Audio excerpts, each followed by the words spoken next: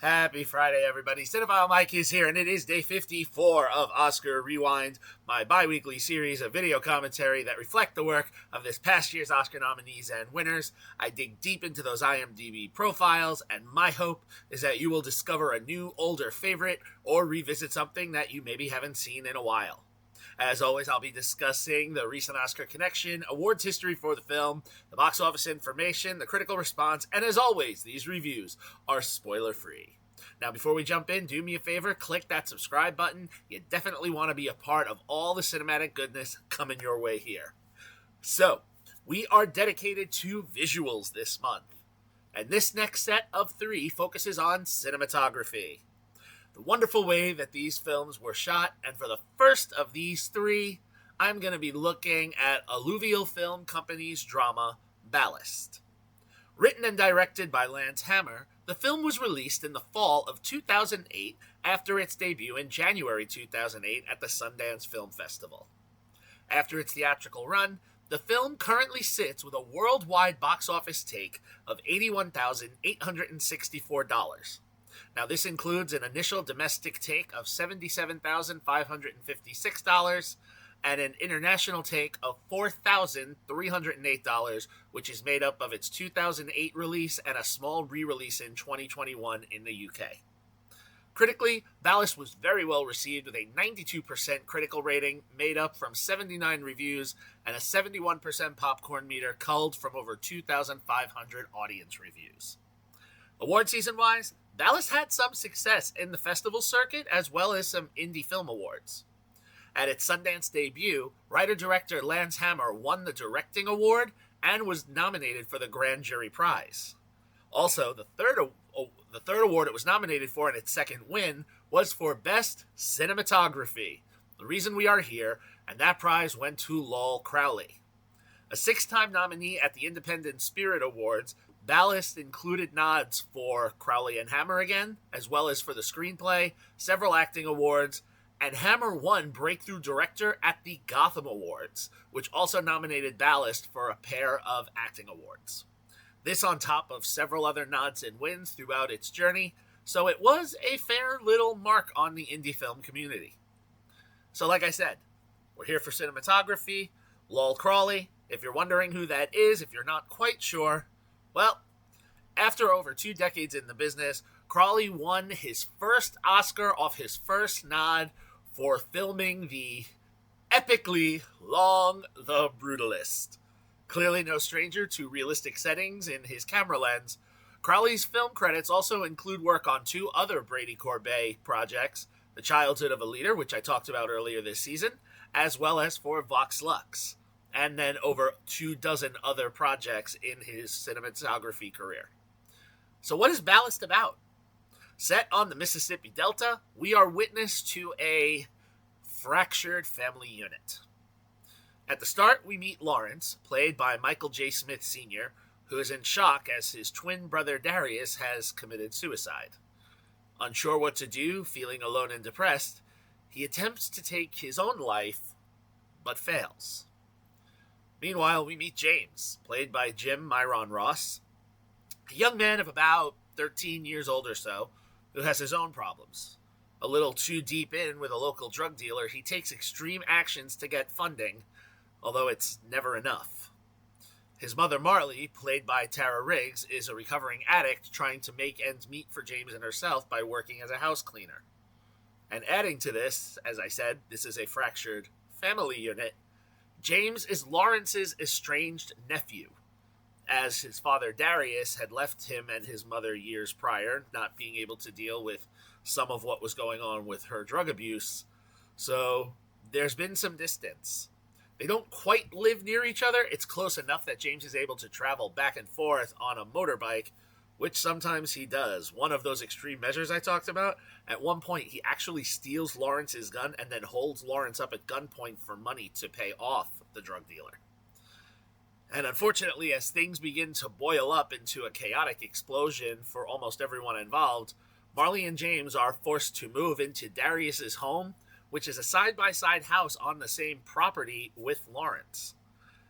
Now, to say that the relationship between Lawrence and Marley is Fraught is a bit of an understatement, but somehow these three are going to need to learn how to coexist despite the years of pain and frustration. Come good or bad, they are family, and we will see how they, sort of come together and see if this will actually have some kind of positive outcome. I don't want to go much deeper into the plot because then I would really be giving too much more away. At its brief runtime, I have to say this film is about a lot and kind of in some ways not much all at the same time. There's no major narrative arc with a finite conclusion. There's no main big inciting event. It's just we kind of are dropped into the lives of these three people, and we are going to see where their lives go. Early hurts can really take a lot on a person to overcome. And, Darius tragically found his way out, not knowing what kind of a ripple effect that it would leave on those that were left behind. Now, one of the really interesting things about the film, similar to filmmaker Sean Baker, who's known for using a lot of first-time actors, that is what Hammer did here. However, the difference is Baker will usually anchor the whole film around one or two core established performers and fill the rest with newcomers. But here, we have three first-time performers. There are no film credits prior to this. Well, Riggs had one small short prior to this and has done a few things since then, but this was her first feature film role. And Smith Sr. and Ross, as Lawrence and James, this was their very first film credit and sole. They have not done other work since. And it kind of surprises me because the performances that they give here are so lived in. I almost have to wonder how much of this story was maybe developed around with them. I mean, I didn't really dig into how Hammer knows these people, but the narrative structure they created, it's so depressing and so real. At times you almost feel like you're watching this documentary, and it's not like we're looking at, poor people who can't make a living. I mean, Darius and Lawrence actually are quite successful, as you will see if you choose to go and watch the film. And, we've come out of some of the nastiness of the prior years. So, you kind of really can't have much of a heart of stone as you watch these three people. While it is an ensemble film, Ross really has to carry a lot of this on his shoulders as James, and he's quite impressive in the role that he's playing. And the two adults, Smith Sr. and Riggs, playing, Lawrence and Marley, they really are on two opposite ends of the spectrum. Smith plays Lawrence very, passive and low-toned, and Riggs takes Marley to these large extremes that somehow balance something out. There's nothing romantic about this relationship, which I have to say is smart of the film. It's not going to, lead into some, stereotypical dramatic tropes. We just see what's happening with this life and how it goes. And it's really expertly collected in a variety of images, close-ups, wide shots. Crawley really did some solid, photography work in this film, really capturing how these vast settings, echo the openness and the emptiness that our core trio is feeling.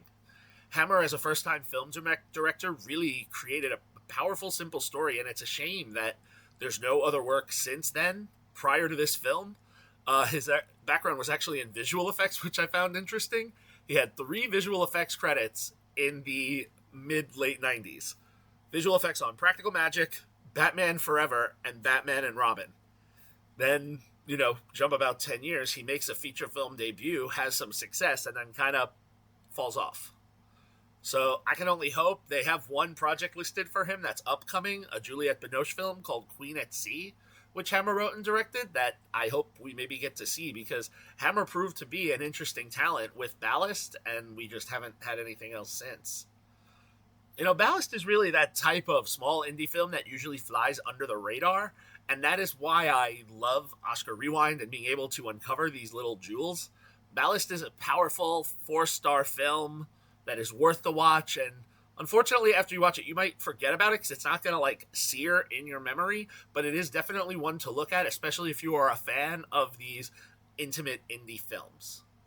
And currently, if you would like to catch this one, as of this recording and posting, Ballast is streaming on Prime. All right, so there you have it. We're going to keep moving along with a few more cinematography credits as we move through Visual Month. We're just getting started. As always, if you like what you heard here, please click that button, subscribe to the channel, like, share the video, spread the word. You can follow me, Cinephile Mike, on all social media platforms and on Letterboxd, and find lots of great additional content on my website, cinephilemike.com. All right, until next time, everyone, this is Cinephile Mike saying take a break and watch something new.